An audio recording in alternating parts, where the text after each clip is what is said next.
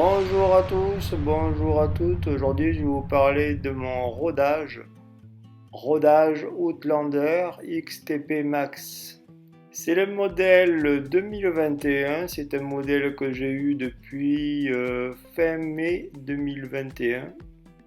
Les recommandations qui vont suivre pour le rodage de véhicules Outlander et à titre personnel, je spécifie bien que je ne suis pas technicien ni mécanicien ni représentant de la marque.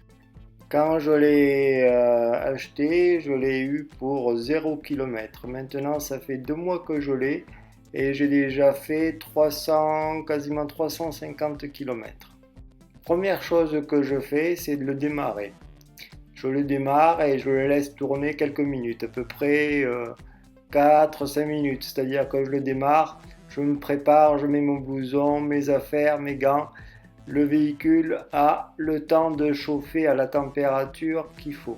Ce qui me concerne, bien sûr, il est hors de question que je démarre le véhicule et que je parte aussitôt.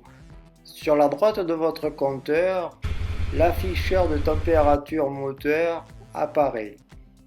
Pour ma part, c'est en graduation.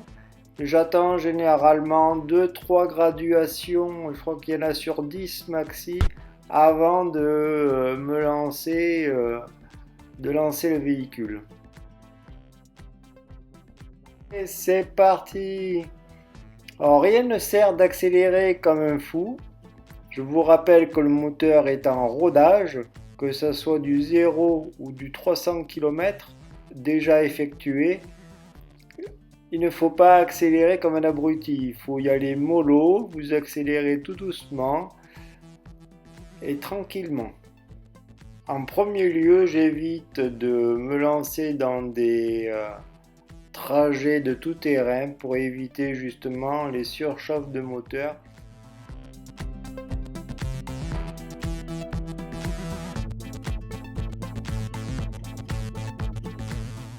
C'est pour cela que je me consacre essentiellement durant le rodage à faire des petits chemins, des petites routes.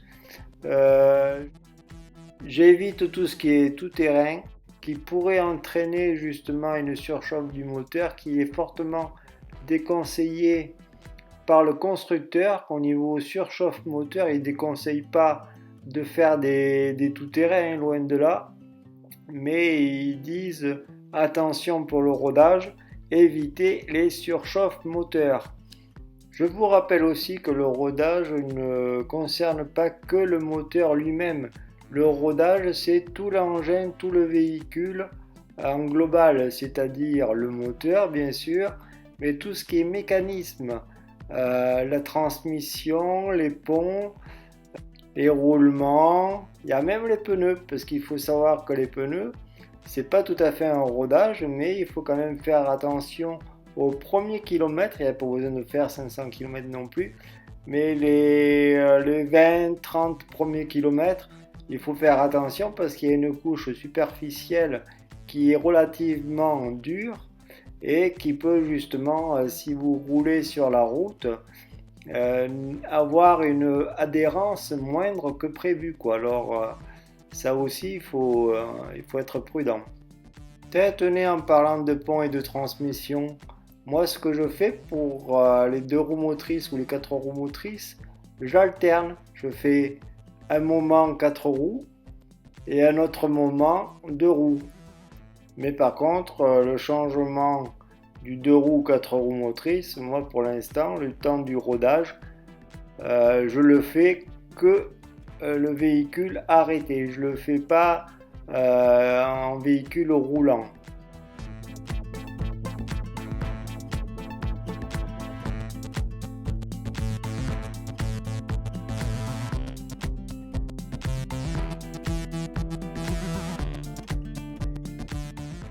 Parlons du régime moteur. Pour l'instant, je me stabilise sur un kilométrage et un compte-tours à peu près stable. C'est-à-dire qu'en kilométrage, je roule, j'essaie de me stabiliser sur les 50 km/h. et je me stabilise aux alentours de 4500 tours minute. C'est-à-dire que je me mets une fourchette entre 4000 et 5000 tours minute. Voilà, et comme je vous ai dit, au niveau compte tour, j'évite justement d'accélérer trop fort. Même s'il est chaud, je garde quand même un régime quand même assez stable. Voilà, je ne le brutalise pas même en étant chaud. Ce qui est durée du rodage. Alors le constructeur, lui, il recommande 300 km. Il dit qu'au bout de 300 km, il considère que le moteur est rodé. Pour ma part, qui suis un peu plus maniaque, je compte le mener jusqu'au minimum la première révision qui est de mémoire 750 km. Mais je ne vous cacherai pas que malgré la première révision, je ne brutaliserai toujours pas mon quad et ça c'est hors de question.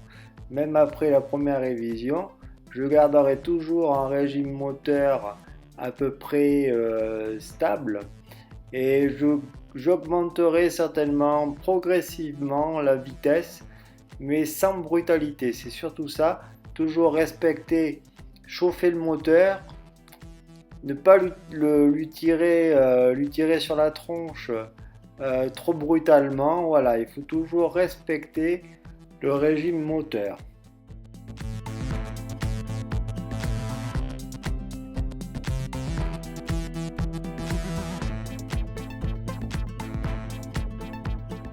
Mais oui, je sais, il y en a certains qui doivent se dire, eh dis donc, d'avoir un tel véhicule pour rouler à 50 km/h ou garder un régime pas plus de 5000 tours minute, dis donc, il doit trouver le temps long. Eh bien oui, je sais, je trouve le temps long, le rodage est long, mais on dit toujours que tout ce qui est long est bon.